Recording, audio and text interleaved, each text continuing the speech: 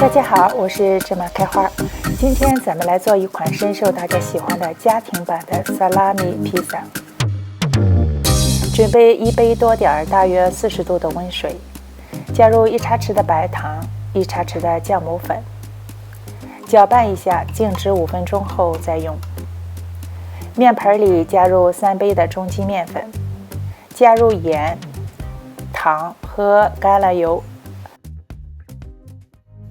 稍微混合，然后少量多次的加入刚才备好的酵母水，边加边搅，搅到没有干粉的时候，我们下手揉面。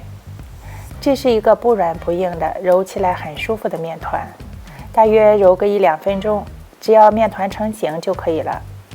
然后盖上保鲜纸，醒面15分钟。面醒好后，咱们轻松的揉几下，面就会很光滑。今天咱们要做2个14寸的大披萨，需要把面分成2等份。如果你只需要做一个，那配方里的所有的材料减半就可以了。分别将2个面团团圆，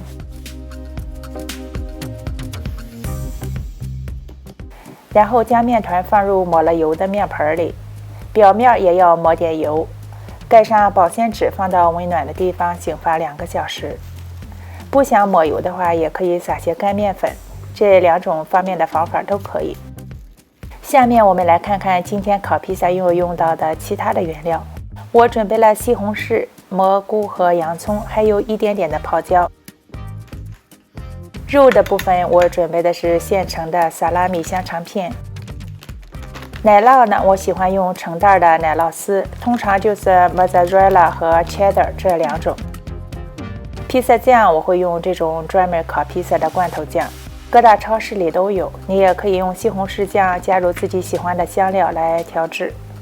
蘑菇、洋葱和西红柿我今天都切成细末了，当然也可以切丝，也可以切片，这个都很随意，可以按照自己的喜好来。烤披萨的盘子用之前要刷上点油防粘。我家的这2个盘是10几年前一个披萨店倒闭的时候我买的，样子是丑了点，但是底部非常厚重，超级好用。等面团发到2倍大的时候，我们把它移到抹了油的烤盘中，开始整形。在这里我们不需要排气，只需轻轻的按压，整理成一个圆形的薄片。面团的四周可以稍微高一点点，形成一个围边。可以一直的按压，也可以将面抓起来，然后不停的在2个手之间转换，从而拉长面片，一直把面团拉到烤盘的尺寸。然后稍作整理，使饼皮和烤盘一般大，四周压出一个边。刚才发面的盆里还有一些油，我们用刷子沾了，然后刷到披萨饼皮的边上。这些地方不会有 topping 覆盖，刷点油可以防止烤得太干。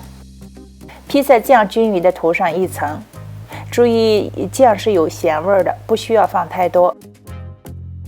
然后是萨拉米香肠片，我今天还撒了些 Parmesan cheese， 薄薄1层就会很出味儿。比较容易烤干的蔬菜，我把它撒到 cheese 的下面。注意蔬菜量千万不要太大，种类也不要太多，否则水分太多，烤出来的披萨非常的湿，就不好吃了。菜的上面再撒上厚厚的1层奶酪。西红柿和泡椒水分比较大，我把它撒到奶酪上面，然后我又加了好些个奶酪，最后再来点 Parmesan。在家做好处就是真材实料，喜欢吃什么就多放点什么。烤箱预热425度，烤15到20分钟，中间转动一下，换个位置，保证烤制均匀。时间到了，香气扑鼻的披萨就出炉了。虽然是一款非常普通的披萨，用料不是很讲究，做法也不是很专业，但味道真的不比饭店里的差，孩子们闻着香味就下楼了。做披萨看似很复杂，实际上特别简单，一炉2个大披萨烤出来，饭菜就都有了，比中餐做起来还要省事。